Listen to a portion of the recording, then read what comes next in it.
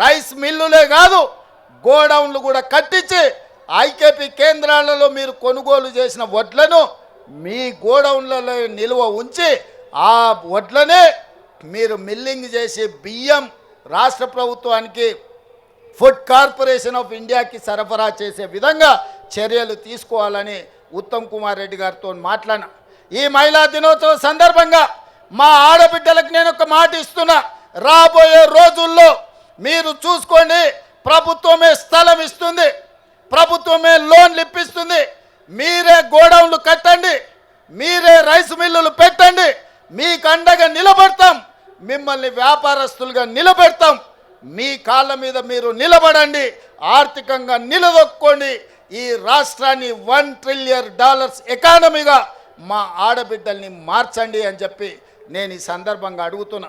అందుకే ఈరోజు రాష్ట్ర ప్రభుత్వం 1 కోటి మంది మహిళల్ని కోటీశ్వరులను చేయాలంటే ఈరోజు 65 లక్షల నుంచి 67 లక్షల మంది మహిళలు చేరిన. మరి దీన్ని విస్తరించాలనుకున్నాం, అయితే కొన్ని నిబంధనలు అడ్డం వచ్చినాయి. 18 ఏండ్ల నుంచి 60 ఏండ్ల వరకే ఈరోజు సంఘాలలో సభ్యులుగా చేరడానికి నిబంధన ఉన్నది.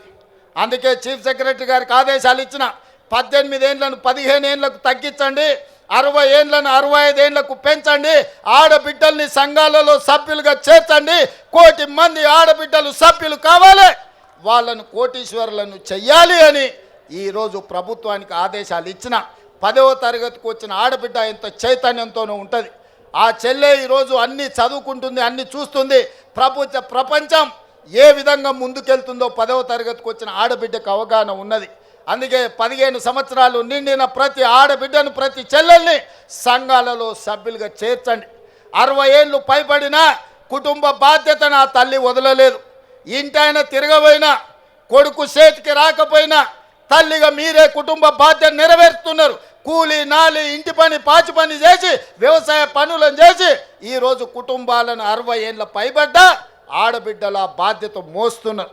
అందుకే 60 ఏళ్ళు పైబడిన ఆడబిడ్డల్ని కూడా అక్కల్ని పెద్దమ్మల్ని ఈరోజు సంఘాలలో సభ్యులుగా చేయడానికి నిబంధనలను సడలించినాం. అందుకే మా అధికారులకు, మా ఆడబిడ్డలకు సూచన చేస్తున్న, సభ్యులను పెంచండి, 1 కోటి మంది కాండి, 1 కోటి మందిని కోటీశ్వరులను చేయడానికి నా వంతు ప్రయత్నం, అండగా మీతో నిలబడతా. చివరగా ఒక్క మాట నేను చెప్పదలుచుకున్నా, చంద్రగ్రహణం పోయింది, మన జీవితాలలో వెలుగులు వచ్చినాయి.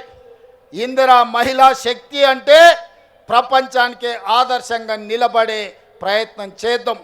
ఆనాడు ఇందిరాగాంధీని అమ్మ అన్నారు మొదటి తరంలో, రెండో తరంలో ఎన్టీఆర్ను అన్న అన్నారు. ఈరోజు నన్ను మీరు రేవంత్ అన్న అంటున్నారు. నేను మీ కుటుంబంలో సభ్యుణ్ణి, కుటుంబ సభ్యుని అన్న అంటే ఆ కుటుంబం యొక్క బాధ్యత తీసుకోవడం. ఇది బంధానికి, పేగు బంధానికంటే అతీతమైనది. ఈనాడు మా ఆడబిడ్డల ఆశీర్వాదంతో తెలంగాణ రాష్ట్ర ముఖ్యమంత్రిగా ఈరోజు మీ ముందు నిలబడి మాట్లాడుతున్నారంటే ఈ ఆడబిడ్డల ఆశీర్వాదం ఉండబట్టే ఈ రేవంత్ అన్న మీకు తోడుగా ఉంటాడు. ఆనాడు ఇందిరమ్మ శక్తి, ఆ తర్వాత ఎన్టీఆర్ యుక్తి,